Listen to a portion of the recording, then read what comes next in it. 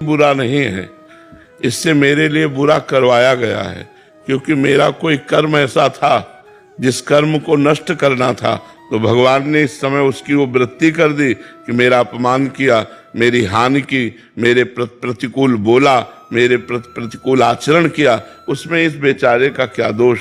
मेरा ही कर्म, निजकृत कर्म भोग सुन भ्राता, मेरा ही कर्म था जिस कर्म ने मुझे दुख दिया, तो उस पर गुस्सा न करे। कोई हमें दुख सुख नहीं दे सकता, ये बात ध्यान रखना। हमारा कर्म ही हमको दुख सुख देता है, वो किसी की खोपड़ी में बैठकर निमित्त किसी को भी बना ले। यार ये आदमी हमें पहचानता भी नहीं लेकिन हमें बड़ा सुख दिया, और एक आदमी है कि जरा सा धक्का लग गया, पिट दिया और बड़ा वैर और बड़ा विरोध खड़ा हो गया, वो कर्म हमारा। एक गौतमी नाम की तपस्विनी जंगल में रहती थी, महाभारत की कथा है, भगवान व्यास देव जी ने लिखा है। तो उनके एक पुत्र था, उस पुत्र को एक सांप ने काट लिया, और वो जो जंगली कोल भील होते हैं वो उनके पुत्र को लाकर कहा, देवी आपका पुत्र मर चुका है और इसको सांप ने काटा है। वो बहुत तपस्विनी थी और मंत्रवेत्ता थी। उन्हें तुरंत सर्प का आकर्षण किया और सामने बुलाया और कहा, मैं तुम्हें भस्म कर दूंगी, तुमने हमारे पुत्र को मारा, ध्यान से सुनना। तो सर्प ने कहा, आप भस्म कर सकती हैं, लेकिन मैंने नहीं काटा, मेरे से कटवाया गया है। किसने कटवाया? बोले मृत्यु ने। तुम्हारे बालक के ऊपर जो मृत्यु का आक्रमण हुआ उसने मुझे निमित्त बनाकर कटवाया।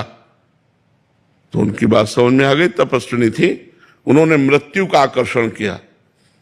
मृत्यु से कहा, मैं तुम्हें भस्म कर दूंगी, तुमने बालक को सर्प से कटवाया। तो उसने कहा, मैंने नहीं कटवाया, काल ने।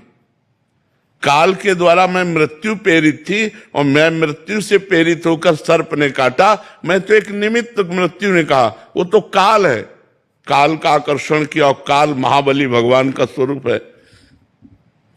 उन्होंने कहा, तुमने हमारे पुत्र को क्यों मृत्यु से प्रेरित करके, सर्प से प्रेरित करके कटवाया?